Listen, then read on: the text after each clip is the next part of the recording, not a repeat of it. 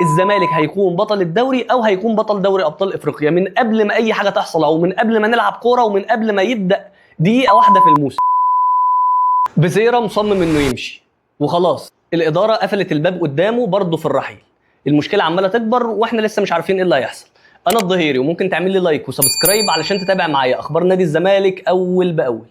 بزيرة منزل ستوري بيحاول يستعطف جمهور نادي الزمالك ان هو يضغط على الاداره علشان يرحل عن نادي الزمالك، وبيقول ان هو استحمل كتير جدا مع جمهور نادي الزمالك، سواء كان من قله الماديات او ان الزمالك بيواجه صعوبات ماديه، واستحمل كتير بوعود ان هو كان خلاص اول ما عرض يجي كويس هيمشي.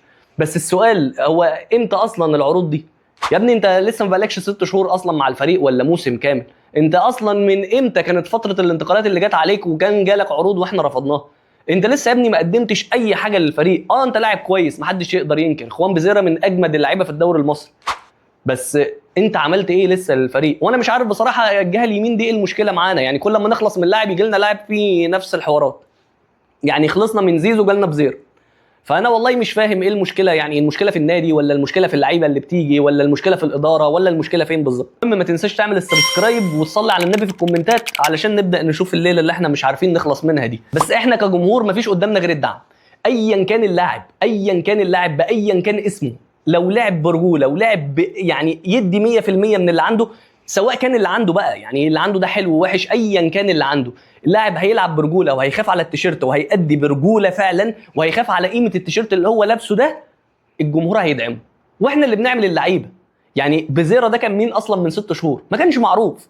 بزيرة ده اصلا من 6 شهور ما كانش حد يعرفه ولا حد كان يسمع عنه.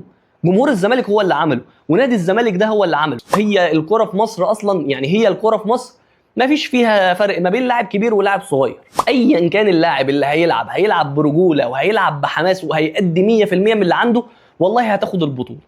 وافتكر يا عم، ارجع كده بالموسم اللي فات، شوف الاهلي كان لامم نجوم مصر كلها، كان عامل فريق الاحلام، وايه اللي حصل؟ انهى ثالث الدوري.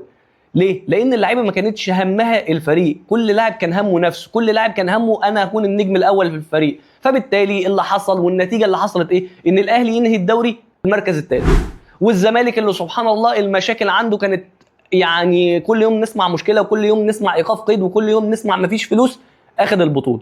فهي الكرة في مصر كده. الكرة في مصر مفيش لاعب يفرق عن لاعب كتير.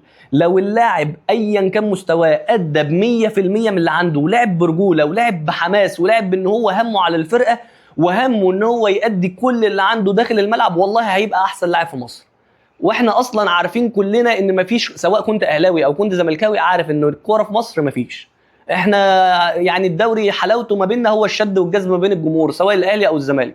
هي حلاوه الكوره عندنا كده في مصر، انما كمتعه وككوره ما فيش. يعني احنا بادئين الموسم اهو خلاص، لسه 10 ايام وبدايه الدوري، بادئين بدون فتره اعداد.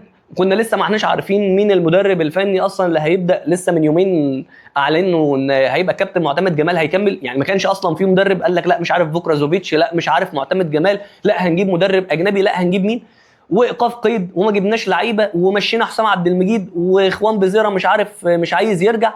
وانا بقول لك اهو، وهنرجع سوا مع بعض للفيديو ده، الزمالك الموسم اللي جاي هياخد الدوري او هياخد دوري ابطال افريقيا، وهنرجع سوا في نهايه الموسم للفيديو ده. انا ما بقاش زملكاوي لو ما خدناش بطوله من دول. وافتكر كلامي كويس جدا، احنا اتولدنا على ان الزمالك كده. الزمالك كل ما يبدا ان هو خلاص الزمالك بيقع، الزمالك بيرجع تاني وبيرجع اقوى من الاول. وهنرجع سوا للفيديو ده. الموسم اللي جاي الزمالك هيكون بطل الدوري او هيكون بطل دوري ابطال افريقيا من قبل ما اي حاجه تحصل، او من قبل ما نلعب كوره، ومن قبل ما يبدا دقيقه واحده في الموسم. انا بقولها لك لان كل ما بيبدا ان لاعب يتمرد على الفريق، بيجي لاعب احسن منه ما كانش معروف وبيبقى اجمد من اللي قبله.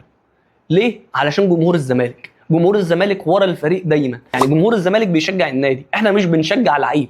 ايا كان اللاعب اللي هيجي مكان بزيرة، طبعا احنا عندنا ايقاف قيد فمش هنجيب لاعب جديد. ايا كان بقى اللي هيلعب من جوه الفريق، هيطلع ناشئ مش عارف حارس مرمى هنوظفه نلعبه مكان بزيرة. ايا كان هو مين هيلعب برجوله، صدقني هيبقى اجمد لاعب في مصر، علشان قيمه التيشيرت اللي هو لابسه، علشان الجمهور اللي واقف ورا الفريق. ولو وصلت لحد هنا فانا بشكرك جدا على المشاهده، وما تنساش اللايك والسبسكرايب علشان تتابع معايا كل جديد عن اخبار نادي الزمالك.